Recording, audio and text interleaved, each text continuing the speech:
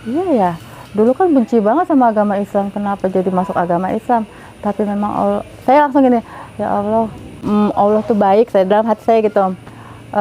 Kan Umi kan udah jelasin, agama itu baik semuanya, tergantung orangnya bagaimana mereka menjalankan agama itu sendiri. Jadi Lita jangan menyalahkan agamanya. Semua agama memberikan ajaran yang baik. Kayak teroris atau bagaimana, itu kadang saya kan suka ngerenung.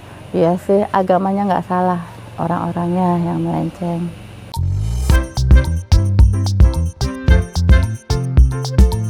Assalamualaikum warahmatullahi wabarakatuh. Kembali lagi di channel Adama Entertainment. Nah, kalian yang belum subscribe silahkan subscribe dulu ya. Jangan lupa untuk like dan tonton video ini sampai habis agar kalian mengerti dan paham isi video ini. Tanpa panjang lebar, ayo kita saksikan kisahnya. Enggak, mama bagaimana nanti ya, kalau nanti ketahuan sama mama bagaimana ya, ntar bapak bagaimana ya, ntar adik-adik saya gimana ya gitu. Jadi muka keluarga saya bergantian gitu, muka mama, muka bapak saya, muka adik-adik saya tuh semua muter gitu. Terus habis itu saya sesegukan nangis di dalam ruangan itu. Terus habis itu saya hampir mau lari dari ruangan itu, kayak apa ya, kayak udah kalau kamu nggak kuat di agama udah pergi aja mumpung belum gitu. Saya bilang enggak, saya udah tahu kok isi buku ini memang benar-benar Yesus itu memang bukan Tuhan, dia cuman utusan. Enggak, saya mau ketemu dengan Tuhan saya yang sebenarnya gitu. Terus habis itu udah selesai Umi sholat maghrib, Umi datang masuk ke ruangan ngelihat saya nangis. Terus habis itu saya dipeluk, kenapa Lid gitu, ada apa, ada beban berat, kalau berat hatinya jangan dipaksakan, saya nggak mau nanti Lita masuk Islam itu karena paksaan. Saya mau Lita lepas bahwa menerima Allah itu benar-benar dari hati gitu. Terus baru Bada Isya itu Umi bilang gini, Lita, kalau memang Lita sudah siap, setelah sholat Isya ini kita nanti masuk ke dalam ya. Terus habis sholat ini ya Mi, iya ini sholat kita yang terakhir, 5 waktunya sudah di akhir waktu nih. Nanti Lita saya ajarkan wudhu. Itu saya benar dituntun. Umi itu bawa temennya juga, orang Australia, mualaf juga. Jadi saya dipeluk, saya dicium, rambut saya yang tadinya tergerai, disisir, saya diikat cepol. Terus mereka udah bawa jilbab warna putih, bawa gamis putih gitu. Jadi kayak seolah kayak udah siap gitu. Habis itu saya diajarin wudhu, bacaan wudhunya walaupun masih belum lancar ya gitu. Terus udah gitu saya dipakein. Terus saya ngelihat memang saya benar-benar kan kalau di kamar mandi perempuan kan pasti ada kaca besar gitu ya Pak ya. Saya ngelihat diri saya tuh kayak malaikat, kayak bidadari gitu, kayak merasa kayak kok saya beda ya gitu. Saya dipakein jilbab putih. Terus habis itu udah itu dipakein mukena. Terus habis itu saya jalan, Mi, berarti saya sudah muslim lah? Belum, kan Lita belum bersyahadat gitu. Habis itu Allah sedang mempersiapkan jalan buat Lita ya dulu gitu. Istighfar terus ya Lit gitu. Kan saya nggak tahu ya Pak ya, nggak diajarin lafaz istighfar. Saya dalam hati istighfar gitu. Aturan Umi kan astagfirullahaladzim gitu ya. Jadi saya tuh selama jalan menuju dari tempat wudhu ke mimbar, setelah Ustadz mau syahadatin saya istighfar gitu. Tapi saya ya udah, saya merasa tenang gitu kan ya. Saya lihat jamaah-jamaah di situ sudah nunggu saya. Langsung Ustadz yang mensyahadatkan saya, kalau saya ingat Ustadz Kapitra. Jadi beliau melihat saya, di samping Ustadz Kapitra ada almarhum Syekh Ali Jaber. Itu beliau ada di situ. Saya nggak tahu. Saya lihat pas masuk, saya pikir kan temannya Umi karena kan hidungnya mancung. Jadi Umi kan juga kan orang-orang luar negeri kan, kalau di orang bule kalau dipakai kayak orang Pakistan. Ya kan, saya pikir teman-temannya Umi orang-orang bule, orang-orang Arab sana gitu. Ternyata pas saya udah lama, Masya Allah, Ali Jaber ada di situ nyaksiin saya syahadat. Kalau ada fotonya, masih ada tuh fotonya tuh di Masjid Raya Bintaro Jaya, saya masih berdampingan dengan beliau. Jadi saya kan difoto tuh setelah syahadat, sebelum syahadat Umi genggam tangan saya, usap-usap tahu saya, istighfar terus ya Lid gitu. Iya Umi, istighfar, istighfar dalam hati, istighfar, istighfar, istighfar. Terus habis itu Ustadz Kapitra tanya, ya manggilnya Ade Erlita. Ade Erlita Wati Butar-Butar, wah dari Batak ya gitu tanya. Terus oh iya Pak gitu, kenapa ada hidayah, semoga hidayahnya Allah benar kuatkan dan istiqomahkan ya gitu. Ya amin Pak, saya bilang gitu.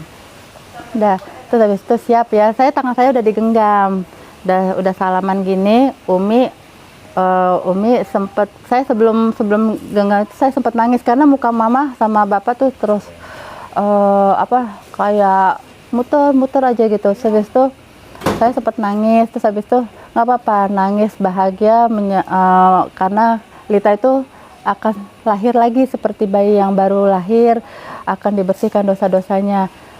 Itu dalam hati saya beda ya sama yang seperti kalau di Katolik kan setiap keluar akan jadi bersih lagi dosanya, bikin dosa lagi. Tapi Ustadz itu bilang gini, tapi ingat dari awal nanti ketika syahadat langkahnya benar-benar dijaga supaya tidak lagi balik ke zaman jahiliyah yang lalu ya, bilang gitu. Terus itu iya Pak gitu, udah saya digenggam tangannya, saya syahadat gitu. Pertama kan masih belum, saya dituntun syahadatnya sama Umi bisikin di telinga saya, asyhadu alla gitu, kayak gitu, asyhadu alla ilaha illallah. Jadi tadi kalau di buku itu apa sih yang dipelajarin di sini? Yang saya ingat banget buku itu menjelaskan bahwa Trinitas itu bohong, bahwa Yesus itu bukan anak Allah, tapi utusan Allah. Hanya dilencengkan, diplesetkan bahwa itu anak Allah, dialah yang akan menyelamatkan kita nanti untuk bisa masuk surga. Kalau di dalam buku itu menjelaskannya, ternyata di dalam buku itu Allah mengutus nabinya, termasuk Nabi Isa. Nah di situ Nabi Isa dalam kurung Yesus Kristus.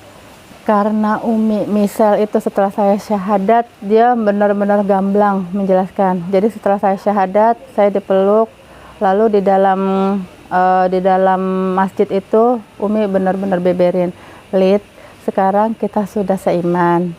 Tapi Lita nanti jangan kaget ya, kalau nanti akan bertemu dengan orang-orang dari beragama Islam, namun tidak sesuai dengan apa yang Lita harapkan. Maksudnya Mi, karena Islam adalah agamanya, orang-orangnya bisa saja nanti Lita akan bertemu dengan mereka. Suatu saat nanti akan bertemu dengan orang yang beragama Islam, mungkin nanti akan nyakitin Lita, akan melukai perasaan, atau akan bully.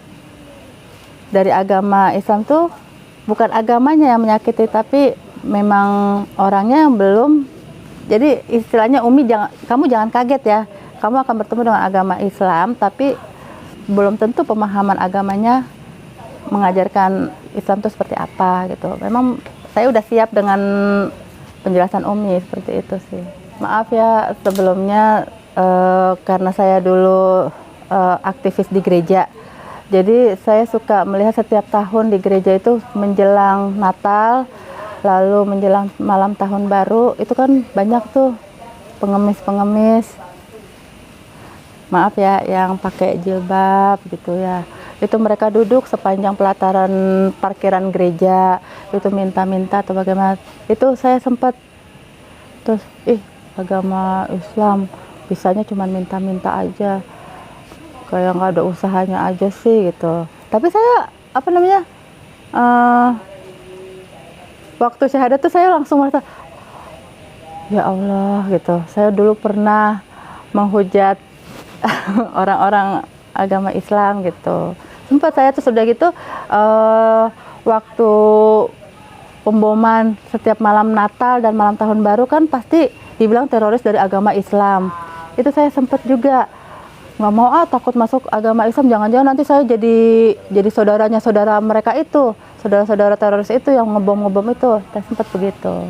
Nah itu saya sempat saya suka kalau lagi diam ya suka merenung ya, terus iya ya dulu kan benci banget sama agama Islam, kenapa jadi masuk agama Islam, tapi memang saya langsung gini, ya Allah ternyata Allah tuh baik, saya dalam hati saya gitu. Kan Umi kan udah jelasin agama Islam itu baik, Lid, semuanya. Agama itu baik semuanya. Tergantung orangnya bagaimana mereka menjalankan agama itu sendiri. Jadi Lita jangan menyalahkan agamanya. Semua agama memberikan ajaran yang baik. Mengajarkan. Ya. Jadi kalau Lita ketemu kayak teroris atau bagaimana, itu kadang saya kan suka ngerenung. Iya sih, agamanya nggak salah, orang-orangnya yang melenceng. Jadi saya nggak pernah menyalahkan agama. Setelah masuk Islam, itu bagaimana hubungan dengan keluarga, karib kerabat, terus lingkungan. Waktu itu kan masih kuliah kan ya? Dengan teman-teman kampus, teman-teman gereja itu bagaimana? Maaf, saya setelah syahadat itu sebenarnya saya sudah menikah. Jadi saya itu menikah muda. Jadi selama semasa kuliah itu lulus kuliah langsung saya nggak cari kerja, langsung nikah, langsung punya anak. Sekarang anak saya usianya nanti September 20 tahun. Jadi dengan keluarga itu dalam kondisi saya tuh lagi renggang hubungan rumah tangga saya, karena dia tidak nuntun saya, dalam artian setiap masuk ke gereja mau ibadah sama-sama saya dilepas sendiri. Jadi dia asik sama teman-teman nongkrongnya di luar gereja. Misalnya kayak gini nih, kayak ada tempat kantin, tempat minum, ngopi atau gimana. Nanti dia sibuk sama, padahal kan dalam hati saya, kenapa sih, kan kita kan sudah berkeluarga. Ayolah kita ibadah sama-sama, duduk berdampingan. Nah, di situ saya nggak dapatnya, di situ nggak ada bimbingan dalam agama Kristen loh, dari dalam pernikahan gitu. Jadi seolah kayak menikah ya udah, kamu mau ke gereja, saya mau kemana gitu. Tapi dengan orang tua, dengan adik-adik gimana setelah masuk Islam, responnya itu seperti apa? Enggak, mereka nggak langsung tahu. Jadi saya tuh sholat itu ngumpet-ngumpet. Jadi yang Umi bisa berikan kayak saya tuh buku panduan sholat yang kecil, sama mukena itu dikasih tas yang kecil banget, jadi nggak ketahuan. Sama ada Al-Quran sempat dikasih yang gede banget. Al-Quran, iya itu gede karena kan biar bisa baca Latinnya juga, kata Umi bacanya yang Latinnya aja kalau Lita belum bisa baca Al-Qurannya. Terus sempat sholat itu saya udah punya anak tuh 2 dari suami saya yang Kristen. 2 orang anak saya itu masih kecil-kecil, masih umur 5 tahun, 3 tahun. Iya 6 tahun atau 3 tahun gitu. Nah, saya sholat diam-diam. Saya punya pengasuh anak, maksudnya saya sudah bilang nih sama pengasuh anak saya, Mbak, Ibu udah mualaf, udah masuk Islam. Jadi Ibu mau kamu imamin Ibu ya, maksudnya tuntun Ibu untuk sholat ya gitu. Terus habis itu, oh iya Bu gitu. Terus sama suami udah mulai renggang, jadi istilahnya udah putus komunikasi gitu. Akhirnya nggak tahu, saya lagi posisi lagi kerja, anak saya ngelihat dong lagi nonton sinetron yang lagi sholat. Nah anak saya tuh ngomong, Opung itu kayak mama itu pakai baju kudung-kudung putih gitu, terus mama juga tunduk-tunduk itu suka di lantai gitu. Di situ terus itu mama itu kata yang mbak saya tuh langsung diri dari itu, cucunya itu langsung dibrok, dudukin langsung masuk ke kamar saya, diobrak-abrik kamar. Itu kan mukena sama Al-Quran, mukena saya bawa, Al-Quran saya taruh di bawah tempat tidur tuh yang ada kayu-kayu dipan gitu tuh, saya umpetin situ. Dibalikin semua kasur tuh, ketemu tuh sama Al-Quran, di kantong plastikin sama mama warna hitam, katanya itu jimat. Itu di kantong plastikin. Terus abis itu tasbih dimasukin semuanya. Pulang saya kerja, itu keluarga udah duduk, udah siap mau sidang saya. Terus saya nyampe rumah langsung disamber, tas saya dibongkarin, ketahuan mau kena gitu. Di situ ya tampar, toyor itu sempat gitu. Kurang ajar kamu gitu, udah sempet ya gitulah. Sampai mama saya acak-acakin rambut saya, takut kamu nanti disuntik apa sama orang-orang Islam itu gitu. Jadi dicariin rambut saya, kenapa sih emang nggak ada apa-apa, takut kamu ntar sudah kamu dibedah lagi, udah dikasih masukin virus apa itu dari agama Islam gitu, bilangnya seperti itu. Tahu sendiri agama Kristen apalagi suku Batak kan kuat ya, HKBP. Terus kalau saat ini komunikasi sama keluarga bagaimana? Kalau baru-baru ini baru membaik, mama apalagi ya, tetap aja sih ya kayak komunikasi ya baik-baik gitu aja, cuman tetap dia nggak bisa terima saya seutuhnya jadi muslimah. Mama pernah bilang begini, terserah kamu mau pakai baju kayak begitu, mau pakai tudung-tudung, mau pakai tutup kepala yang mau panjang apa, mau pakai cadar, mau kayak ninja sekalian, tapi mama nggak nganggap kamu Islam. Mama tetap, kamu anak mama yang tetap mama lahirkan dalam agama Kristen. Nanti mama suatu saat akan selamatkan kamu. Tuh. Punya harapan selalu doain keluarga? Iya, selalu. Tapi yang saya tahu katanya doa saya, Iya, maksudnya doanya itu doa untuk mendapatkan hidayah. hidayah, iya. Selalu ya? Selalu. Selalu, apalagi anak-anak saya supaya bisa nyatu sama saya. Ada anak satu yang belum? Oh enggak, mereka semua sudah syahadat.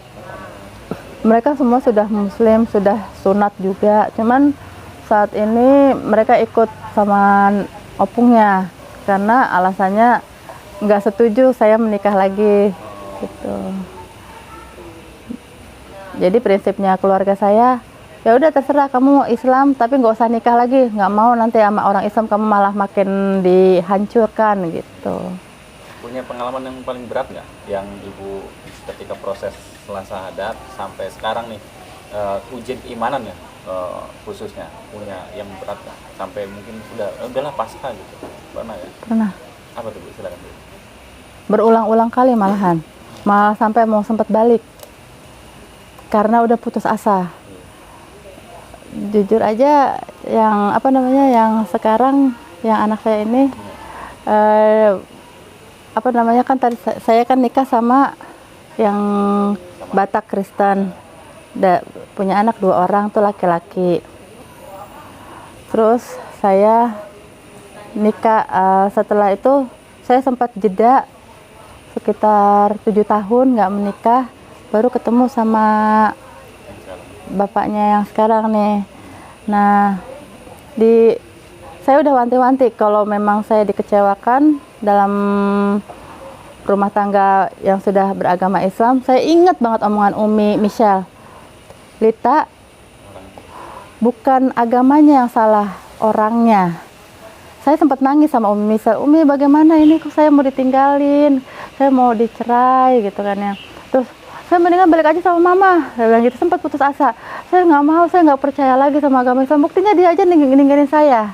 Terus saya sempat frustasi, saya sempat buka jilbab, terus habis itu saya sempat bergaya lagi, kayak mau ke gereja, saya gerai rambut saya dandan lagi pakai baju, waktu saya gereja saya buka lagi. Itu sempat saya pernah kayak begitu, karena bermasalah dalam rumah tangga saya yang agama Islam gitu. Apa yang bikin balik lagi Ibu jadi taat lagi, jadi sadar lagi tuh? Ini ketemu sama suami sekarang. Saya sempat, tadinya saya apa namanya, pas saya pisah dari rumah tangga saya yang kedua kemarin itu dari yang agama Islam, saya balik lagi ke rumah mama. Mama ngasih fasilitas rumah. Balik lagi? Balik tapi dalam artian bukan balik agama dibaptis ya, tapi maksudnya saya nggak ada lagi teman hidup saya biasanya ada yang istilahnya saya nikah udah ada suami jadi nggak bakal takut, tapi dia kan pergi gitu aja, taunya bisa aja gitu ya.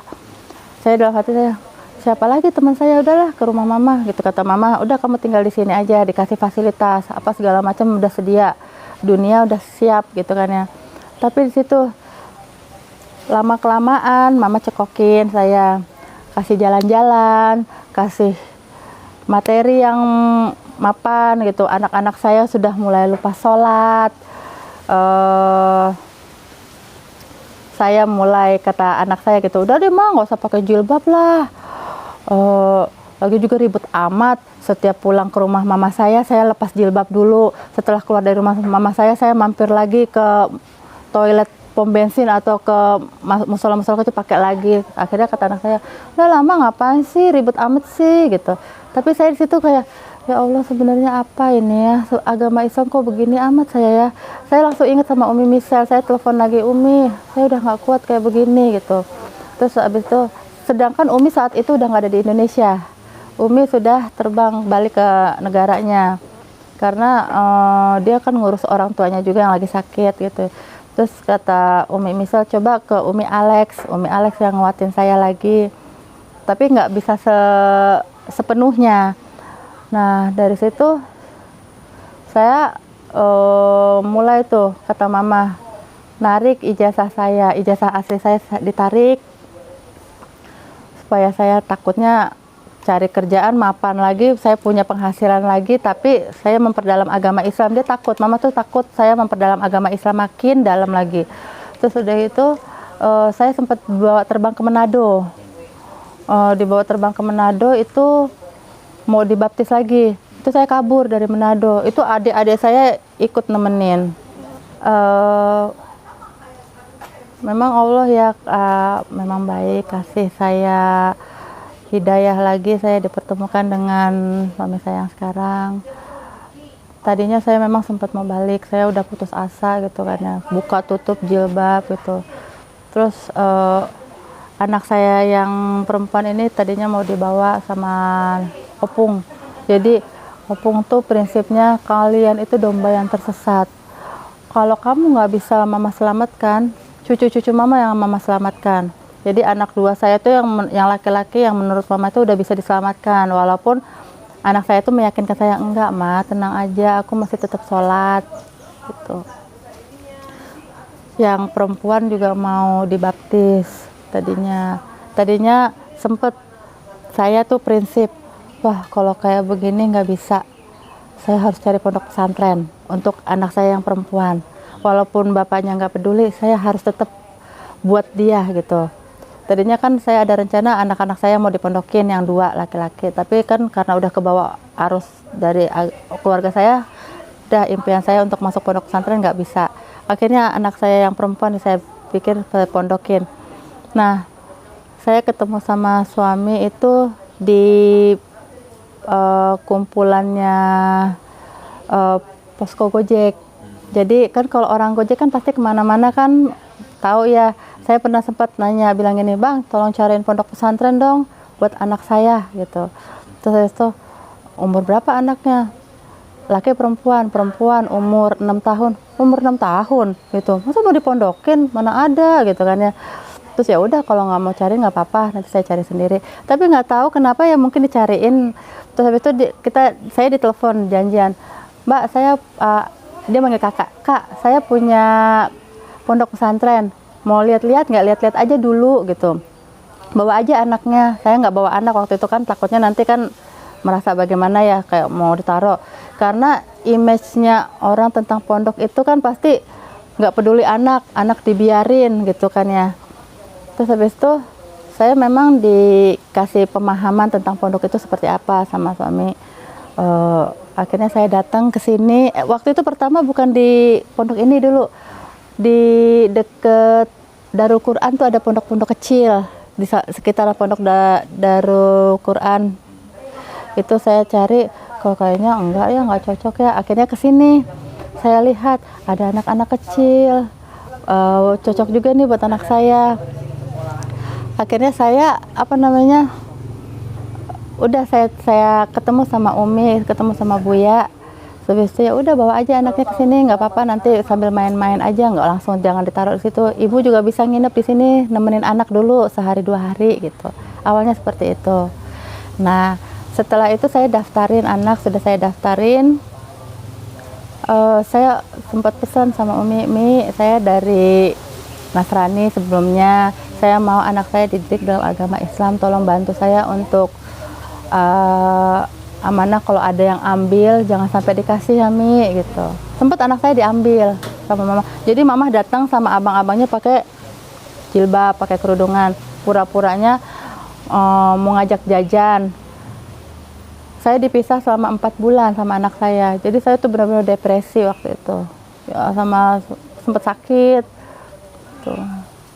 Akhirnya sama Umi Buya mungkin ngeliat saya kondisi saya seperti itu ya, Umi Buya bilang, ya udah kamu tinggal di sini. Dulu kan saya udah nikah sama suami di Karawaci tinggal. Saya bolak-balik dipanggil ke sini untuk nyari anak saya. Kelihatan capek. Kata Umi Buya, udah Ibu Lita tinggal di sini aja, itu ada kamar kosong, nanti kita ini bantu kami di sini ya untuk ngajar anak-anak seperti itu. Sampai sekarang. Ngajar? Alhamdulillah SD IT. Memang benar ya, istiqomah itu memang penting banget. Istiqomah yang terus menerus. Jadi saya ingat pesan Umi Michelle, Lita istiqomah, istiqomah terus, istiqomah ya Lit. Walaupun kadang-kadang hati kita ingin, tetap ingat Allah itu sayang sama Lita. Allah itu memang tidak tidur. Allah itu nggak mau nggak mau kita masuk dosa lagi ke agama yang dulu. Jadi istiqomah itu dalam artian saya gini, ketika saya sudah diberdayakan Umi Buya di Pondok Pesantren Al Mubarak ini, terasah saya yang tadinya saya syahadat, ngaji ya sebisa mungkin, kalau bisa sholat ya sholat, kalau nggak bisa karena takut ketahuan sama orang tua saya tinggal. Di sini benar-benar saya kayak ada alurnya gitu. Jadi apalagi suami ya, dulu saya nggak pernah diajarin namanya bacaan sholat, bacaan berwudu, bagaimana tata cara dari mandi, dari sikat gigi juga, dari kita ada di dalam kamar mandi seperti apa, nggak boleh apa-apa gitu.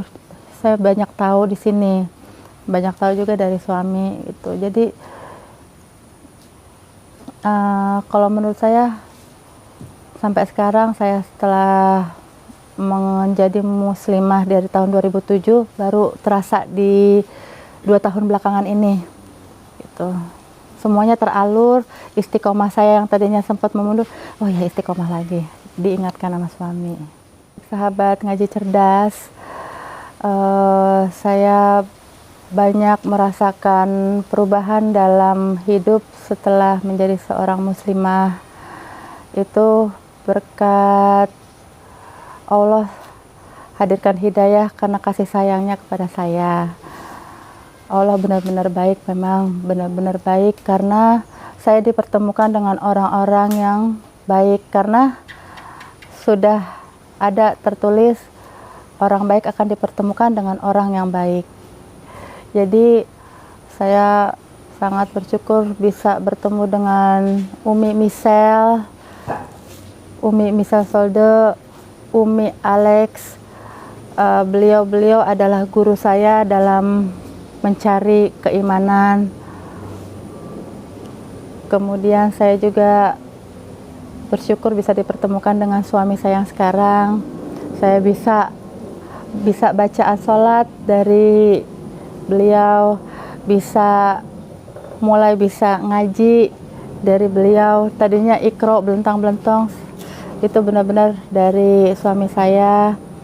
Terus kepada Buya Hidup Indrawan, Umi Mukminah yang sudah memberikan saya tempat yang indah di Pondok Pesantren Al Mubarak ini, saya bisa berkarya, saya bisa diberdayakan. Insya Allah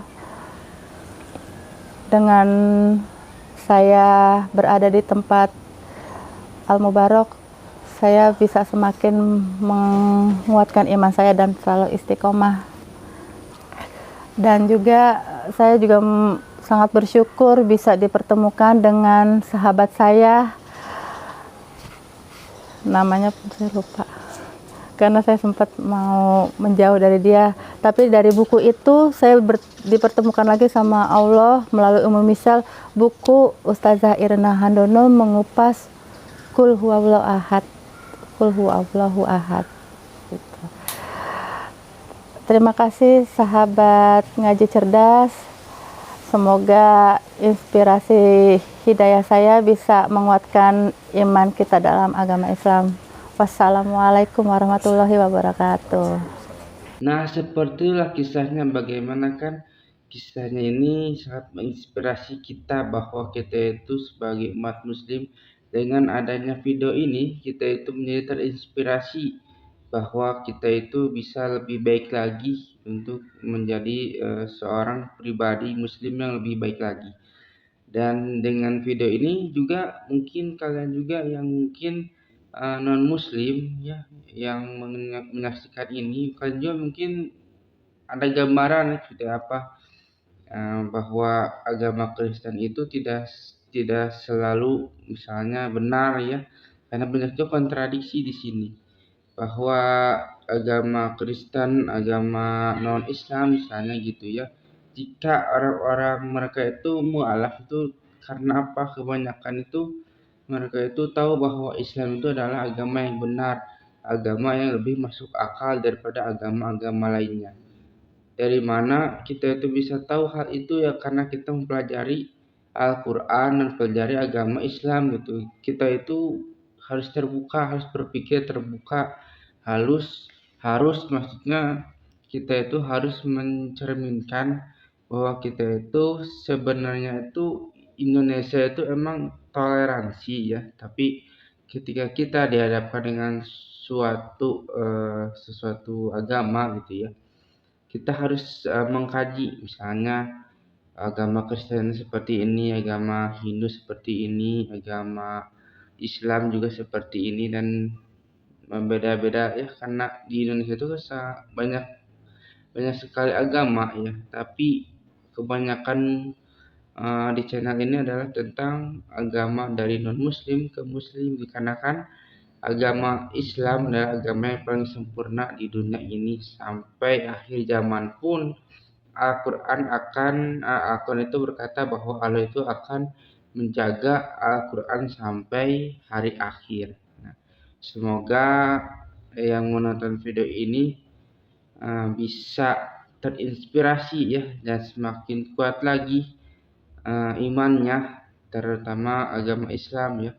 Dan jika yang nonton adalah non muslim juga, kalian cobalah untuk berpikiran terbuka dan seperti apakah Islam dan sebagainya. Jangan sampai kita itu banyak kan ada seperti Islamofobia dan sebagainya, tidak suka kerudung, tidak suka pengajian, tidak suka apapun yang padahal kan kita menjalankan agamanya masing-masing. Tapi jangan sampai kita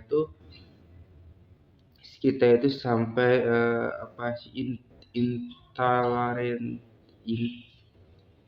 intoleransi.